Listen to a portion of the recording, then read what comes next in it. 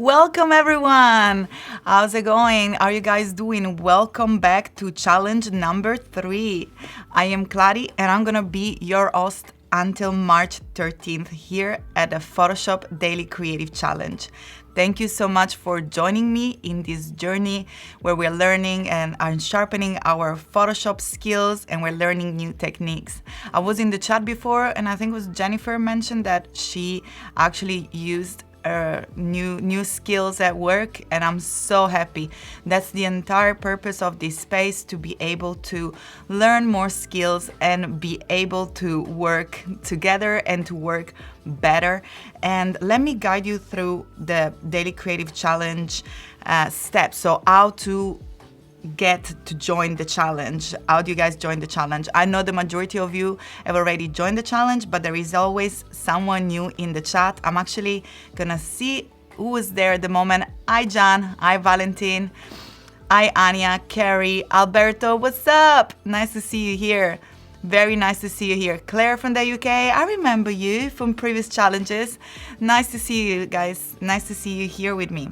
So let's go back to our amazing, useful landing page. Even if you have joined the challenge, it's still good to go and check our landing page because it's filled of very useful information. In order to do so, you have to go on behance.net/challenge/Photoshop and you'll be able to discover all this information about our challenges. Now, as I said, is challenge number 3. And as you can see, we have unlocked our magic files and our information for challenge number 3. Today is gonna be about brushes. We're gonna be using Photoshop for the iPad. If you do not have an iPad or you don't have a tablet, not a problem. We'll be able to follow through with Photoshop desktop. That's the beauty of having Photoshop both on the iPad and on the desktop. The entire idea is to be able to access the same core tool of Photoshop desktop onto the iPad. So feel free to join us on the iPad. The file that I sent can be opened, of course, in both apps. Make sure that you download it by clicking here to get started. If you have not joined the challenge yet and you would like to participate, yesterday I had a few questions on Discord of some of you asking me, is it okay to start on day 3, on day 2? Should I go back and catch up? It's totally up to you. This is a safe learning space. The way that you manage your days, the way that you manage your challenge is up to you. Ideally, it will be nice to see everybody challenges day by day on Discord, simply because they get reviewed at the end of the day. So I give you the chance to have a live feedback with some of the amazing professionals who join the streams. I'm gonna be back this afternoon, so I'll be able to give you feedback directly. So if you want to have feedback on your challenges, first thing that you have to do is click on this big blue button in order to take the challenge. And second, I strongly recommend to join the community chat. So once you click on this link here where it says community chat, you'll be taken into this amazing world of Discord. Discord is our community chat. As you can see here on the left, we have different channels. The one where I will suggest and where it's more appropriate to publish the current challenge in order to get reviewed at the end of the day is current challenge here. And as you can see, many of you are already following. Oh, there is a kitty. I love kitties. Sorry. If you really want to win my heart, just put a kitty there. I mean, all animals in general, but I have a really soft spot for kitties and kittens. So yes, Anya Lady, you already won my heart today. Oh my gosh, look at this. I can't wait to go back and review those amazing work. You guys are so inspiring. So as I see, here is a great place to share your work in order to get feedback from professionals, from the mentors that you're gonna see live here on top of the right column of the chat. But also is a great place where you can talk about design and get to know our amazing worldwide community of designer, photographers, students. Just get in Discord. It's a great place to be. I'm there. You can give me a shout. You can send me a direct message here. I apologize if I'm a little bit slow replying these couple of days, but I'm also doing the other live, so perhaps I can reply to you live if you ask me a question into the Ask a Question channel or on the current challenge. But let's go back to today, and I wanted to introduce you to a project that we are going to take part today. So today is 2 for 1. We're taking 2 challenges in one time, and I'm talking about 36 days of type. We're gonna join 36 days of type by creating letter B for today challenge. In fact, let me tell you a little bit about this project if you've not heard about it before. 2 designers from Barcelona, I remember her name should be Nina and Rafa, started this project as a personal project. And as I mentioned yesterday, personal project take you a long way. You never know where a personal project is gonna end up. So 36 Day of Type was a personal project that allowed them to challenge themselves to create 1 project per day.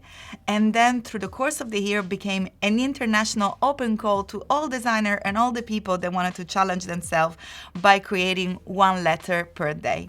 If you go on their website, which is 36daysoftype.com, you'll be able to learn more on how to participate and most importantly about the calendar.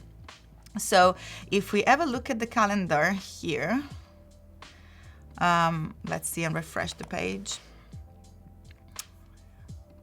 Ooh, looks like their calendar is down. Oh, here we go. We just have to scroll down. I was already on the calendar page, apparently. So once you hit their calendar page, you'll be able to see which day corresponds to which letter. So today we are going to be working on letter B because it's the 5th of March. And all you have to do in order to take part of the challenge is, of course, create your letter or your number, and then make sure that you use their hashtag 36 days of type. In this case, it's 07 because it's the 7th edition of this amazing project, and share it on your Instagram with this hashtag. So let's get started. As I say, today we're gonna work on the iPad to create our letter B. I hope that by now you guys have already downloaded the starter file.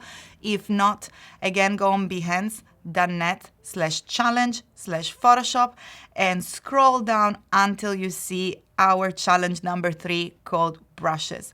Also, just a quick tip, just in case it's the first time that you're joining and maybe you've not even used Photoshop for the first time yet, you can still download Photoshop for free as a trial at the bottom of the page.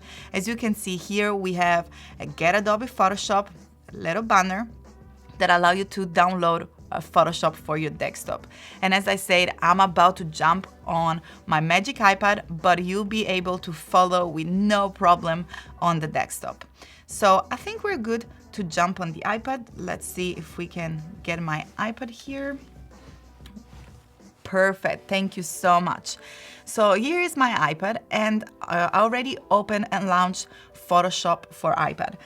So as I said before, Photoshop for iPad allows us to access some of the core tools of Photoshop Desktop on a tablet and on a touch screen. And of course, as much as some of the tools are exactly the same, there are also some very cool new features which are bespoke for touch screen. So let's open a document. Let's open our startup file in order to have a look at the workspace. In order to open a file that we already downloaded, I already downloaded the file here on my iPad. So all I have to do is click here on Import and Open. And it's gonna prompt me to go through different folders. I'm gonna use my camera roll and select this background. You probably recognize if you joined the previous challenges, this is still our dreamland.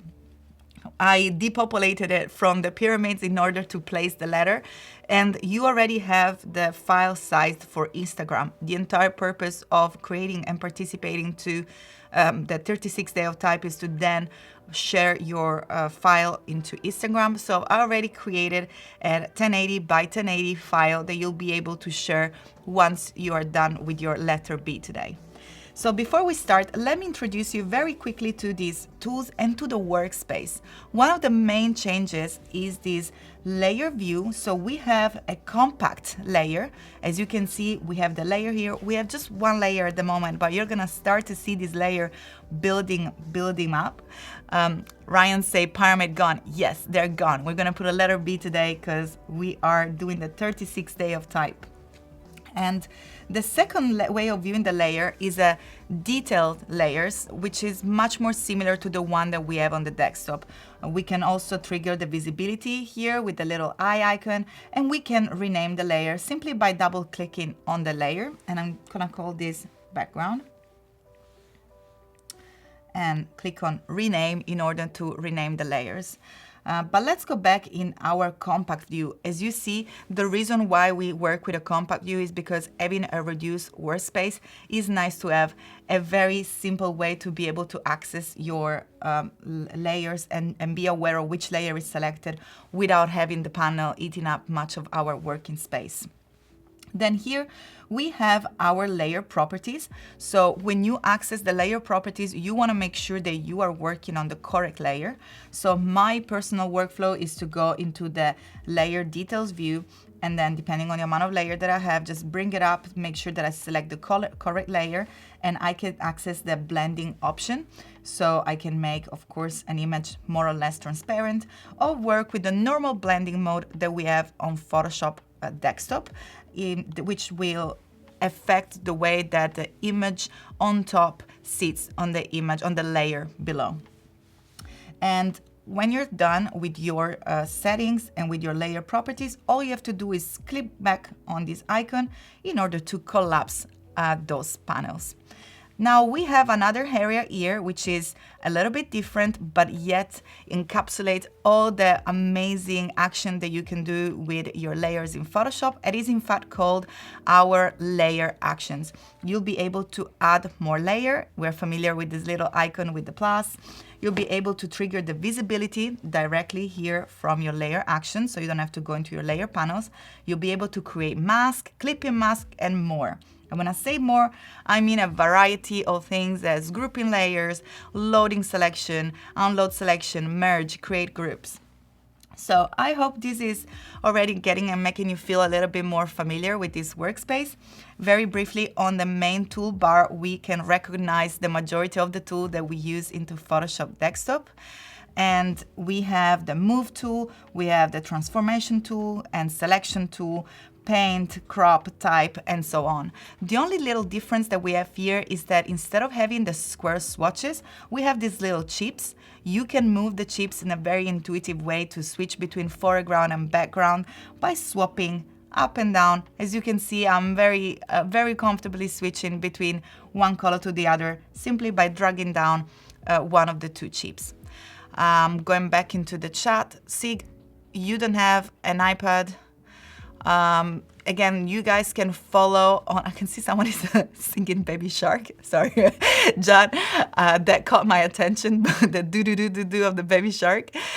So yes, you guys can use Photoshop both on desktop and on iPad, and you can follow through this challenge. You do not need to have an iPad. I thought that since I'm here and it's part of my workflow and I use it on my daily work, especially when I commute on trains, is my best friend. I thought to introduce to you to this new workspace that is so useful. Now, something very amazing that is bespoke of the iPad is this touch shortcut that allows us to access different way of using the tool. So for example, if we select the move tool, we can see that we can move our image around in our layer. But if we select and if we hold the touch shortcut, first of all, it tells that our moves are constrained. So now it's going to move it horizontally without allowing any jiggle around the artboard, around the layers. So we can have a more precise way of moving around an object. And if we press hold of the shortcut and drag it towards the bigger circle, we're allowed to duplicate that image. But now let's go back and start to have some fun with our images here. In order to start our challenges, as I said, we're gonna participate to 36 days of challenges, 36 days of type, too many challenges, 36 days of type, and we're gonna hit our type tool in order to start by introducing a new letter. Once we click on our, or we tap most likely on our type tool, if you're on iPad, we then just tap once into our layer and we have already a place order text. In this case, all we need is the letter B, and I'm gonna double click to select the letter B, And as you can see here on the right, on the layer properties, we have all sorts of properties regarding, in particular, type. Let me bring it back by double clicking it. And in particular, I'll be looking at the font size. I'm gonna bring it up to the top here, which is 288 point. If you wish to go bigger, there are two ways of doing so. One, to click on the number and you can input the dial, the number that you want to use in terms of point size for your letter, or we can click done and go into our transform tool and click and drag one of the corner of the binding box in order to increase the size to whatever we prefer. I want to go quite big here because, you know, the letter B is going to be the center of our attention in this composite. And once you're done with your transformation, all you have to do is to tap on done.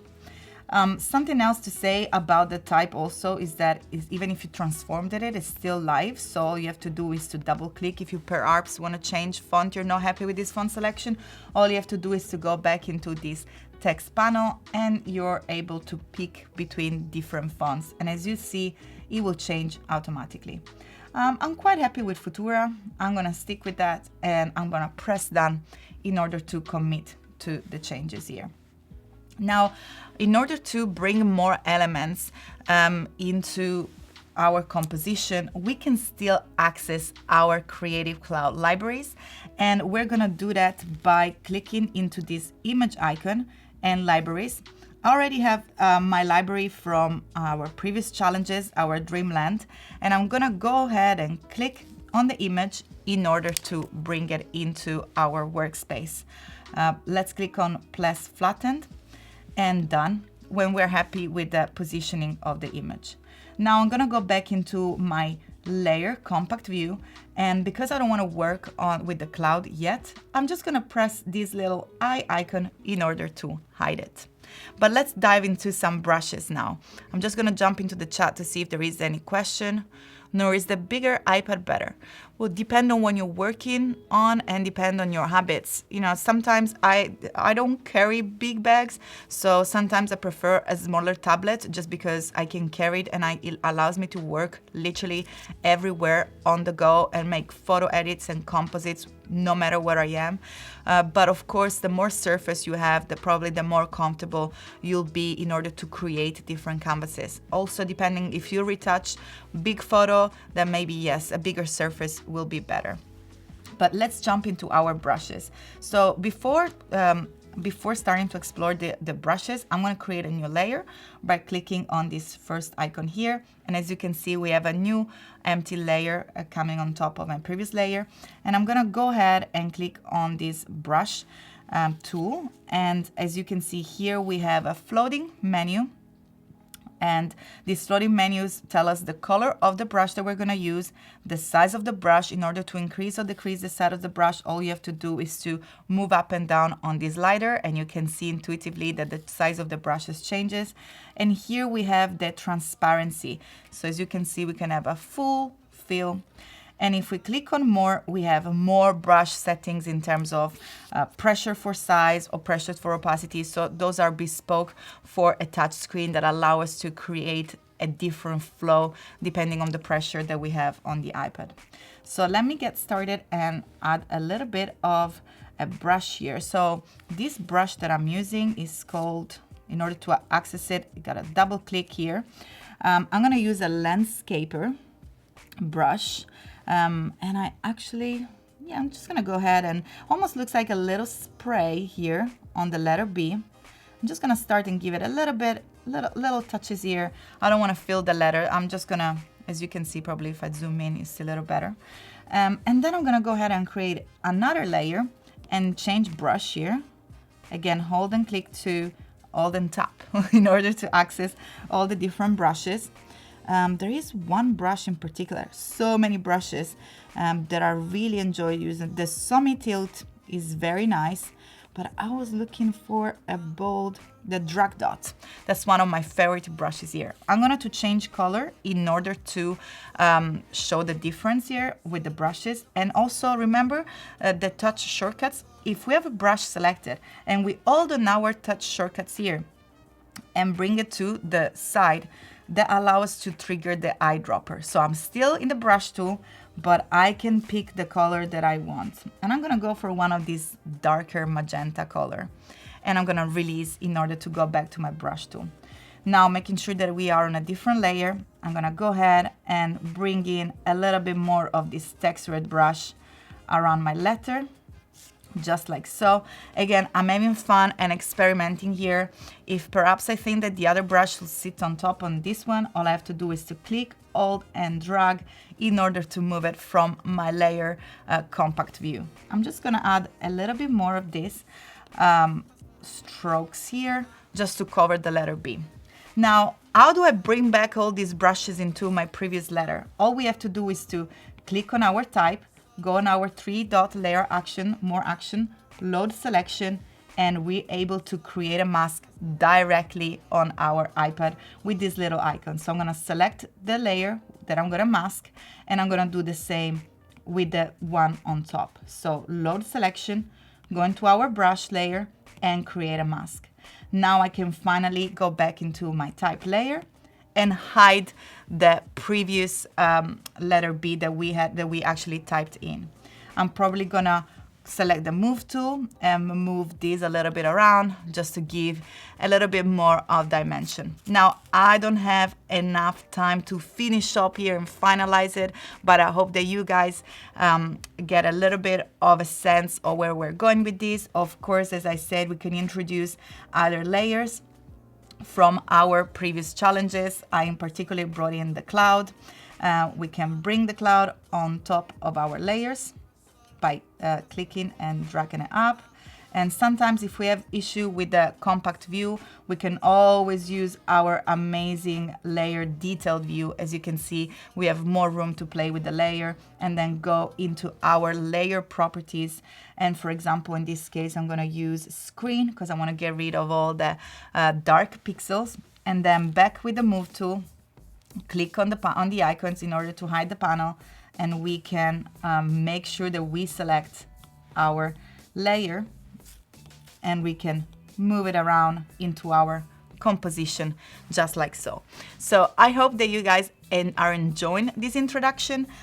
If we have a little bit more time, I think we have still a few minutes to bring in another amazing brush. What I'm gonna do is to create a new layer here and then go into my brushes, select a color that is in contrast. If we remember our color palette, we had some oranges, and I'm gonna hold on our brushes to introduce the spatter texture here. And all I'm gonna do just to frame my image, I'm just gonna add a little bit of spatters here on the side, maybe too much. Let's undo this. And on the other corner. And I think we're ready to go. So this is the overall take. Of course, I can show you another letter B where I took a little bit more time to refine it. But my advice with the brushes is just to have fun and experiment. They're amazing. You can mask it. I think this technique of marrying type, masks and brushes is a very quick technique in order to create some new project. We are just left with 1 minute here, so it's probably good to introduce you to what's coming next. We should have our schedule for today. Tomorrow, we're gonna bring all this project into Behance, but for now, that's the schedule. Of course, Photoshop Daily Creative Challenge with me doing brushes today, and then after me there is going to be Paige Tingy with photo retouching, then Adobe XD with Jess Showalter, and again I'm going to be back with Christine Hart for logo design. Thank you so much for joining me, guys. Remember, if we can jump on my desktop real quick, I think we have 1 minute left. Remember to go into Discord to submit your artwork. We are gonna be reviewing it at the end of the day. So I really look forward to see your letter Bs, to see what you do with the brushes. Don't forget that you can do exactly what I've done on the iPad on Photoshop desktop. So I look forward to see your Bs, and perhaps we're gonna submit them later on into Discord. I will share my take of the bee on Discord and on my Instagram as well in order to take part to the 36 Days of Type Edition 7. Thank you so much for joining me today. It's been lovely to see you, and I'll see you later on with logo design. Catch up with you at 12, guys. Thank you so much.